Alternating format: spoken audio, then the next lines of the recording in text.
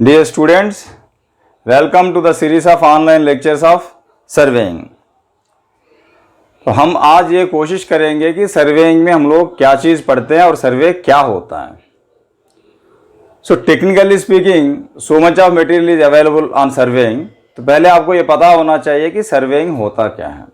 So the definition of surveying is simply like this: it is an art और it may be a science, it may be a technique of finding out the three-dimensional position or let us say relative positions of the points is simply known as surveying। इसमें हम लोग दो शब्द use किए हैं, एक होती है थ्री डायमेंशनल पोजीशन और दूसरा एक वर्ड यूज किया रिलेटिव पोजीशन। सो ये थ्री डायमेंशनल पोजीशन का मतलब क्या है? कोई भी एक पॉइंट P है, if you know the X ordinate, Y ordinate and Z ordinate, then इसका मतलब है हमें उस पॉइंट का एक्स वाई जेड कोऑर्डिनेट्स पता है और हम उन्हें कहते हैं कि three dimensional position of that particular point. या हम ये भी कहते हैं सर्वेइंग में रिलेटिव पोजीशन। रिलेटिव पोजीशन क्या होता है? एक से कंपैरिजन में दूसरी की क्या स्थिति है, उन्हें कहता है रिलेटिव पोजीशन। फॉर एग्जाम्पल, आपको 90 मार्क मिले हैं, 90 मार्क्स मिले हैं और उस क्लास में 50 स्टूडेंट हैं और किसी को भी 90 से ज़्यादा नहीं है, तो 90 मार्क्स आपकी पोजीशन है और फर्स्ट पोजीशन आपको मिले हैं, that is called relative position.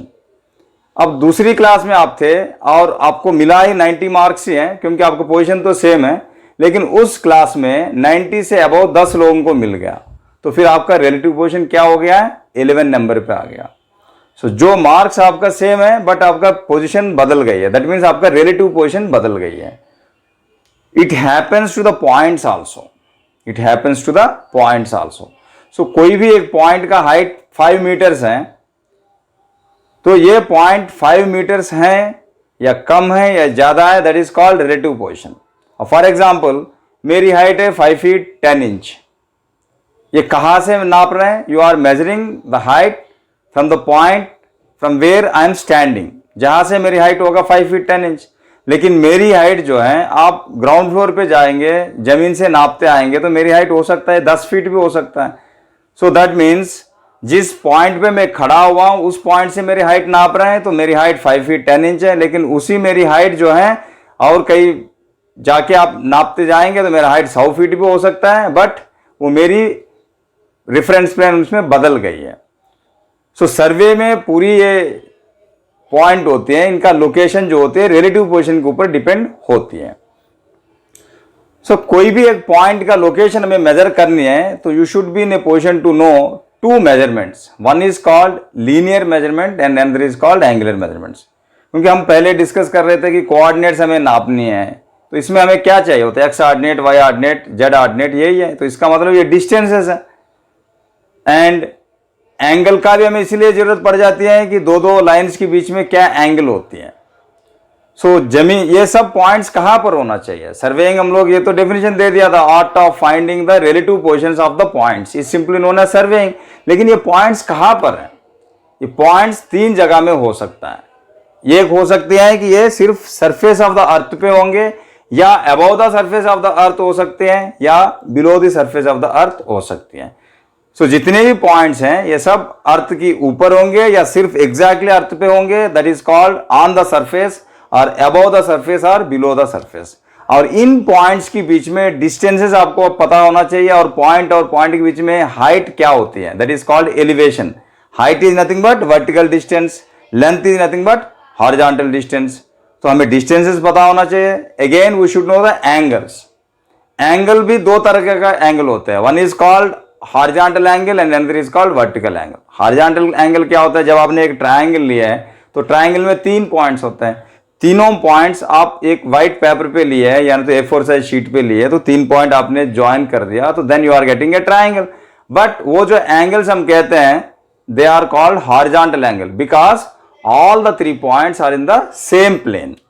Now if you take all the 3 points, one point is on paper, another is on a wall and third one is another point. If you join these 3 points, then that is a different triangle. Similarly, मुझे building की height लेनी है, तब मैं ऊपर की तरफ देखूंगा, तब भी मेरा एंगल फॉर्म हो रहा है, लेकिन वो एंगल कहाँ फॉर्म हो रहा है? वर्टिकल प्लेन में फॉर्म हो रहा है।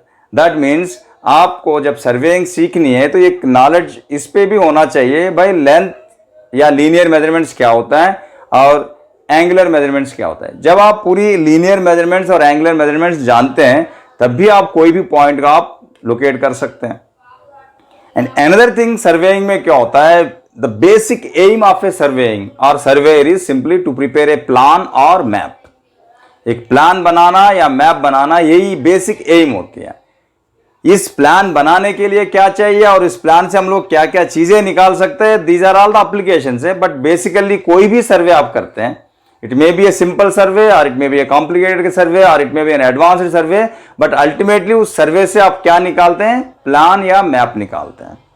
सो आपका सर्वेइंग की सिलेबस इस हिसाब से फ्रेम किया हुआ है कि लीनियर मेजरमेंट्स में आपको लेंथ निकालना आना चाहिए। तो as far as linear survey is consider, length आपको मेजर करनी है या तो एरिया आपको निकालनी है या वॉल्यूम बाद में आप कैलकुलेट करते हैं। तो लेंथ मीन्स यहाँ डिस्टेंसेस हो सकता है, हाइट्स हो सकता है, डेप्थ हो सकता है। ये सब काम जो है अपने लीनियर मेजरमेंट से करते हैं। सिंपल इंस्ट्रूमेंट लेके इसमें चेन सर्वेइंग यूज कर सकते हैं या you are having advanced equipments like tacheometer भी है हमारे पास, ईडीएम भी है, that is called electromagnetic distometer, और इलेक्ट्रॉनिक डिस्टेंस मीटर भी है। ये सब चीज यूज करके आप लेंथ निकाल सकते हैं। देन सर्वे को हमें समझने के लिए और क्या चाहिए थे, एंगुलर मेजरमेंट्स चाहिए। सो एंगुलर मेजरमेंट्स के लिए हमारे पास कंपास है and you can measure the angles with the help of A compass. Theodolite भी यूज होती है, टोटल स्टेशन भी यूज होती है, डिजिटल थियोडोलाइट भी यूज होती है। तो कहना यह है कि दो इंपॉर्टेंट मेजरमेंट्स है लेंथ लेने के लिए, linear measurement in surveying one you are going to study chain surveying, and again for measuring the angle you should have you should know how to measure the angle with the help of different instruments. as far as surveying one is considered हमारी focus पूरी होगी compass सर्वे पे। Then इसके बाद height की बात कह रहे हैं, तो जो हाइट्स होते हैं technically height is known as elevation. तो जब हाइट्स को हमें निकालने के लिए हमें क्या करना पड़ता है, you are working in the vertical plane. So उसके लिए हम लोग जो भी ऑपरेशंस करते हैं, जो भी इंस्ट्रूमेंट्स यूज करते हैं, they are called levelling instruments. तो इसीलिए हमें हाइट निकालने के लिए क्या जानना चाहिए, लेवल जानना चाहिए हमें।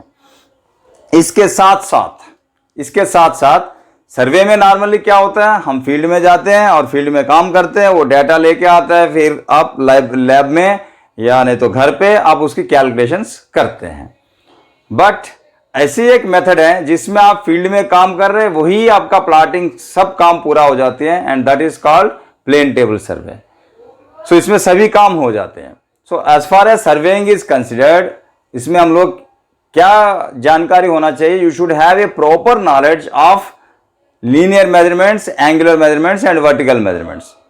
लीनियर मेजरमेंट्स में बहुत सारे इंस्ट्रूमेंट्स है, but in the syllabus you are going to study chain surveying in detail. Angular measurement में इन डिटेल बहुत सारे इंस्ट्रूमेंट्स है, but in your syllabus in surveying one we are having compass survey. And in vertical measurements levelling and related instruments हम पढ़ेंगे, and doing all the work in the field and getting the result. Plotting भी होगा, result भी वहां निकल जाते हैं, and that is called a plane table survey. तो in the surveying one these things we are going to discuss.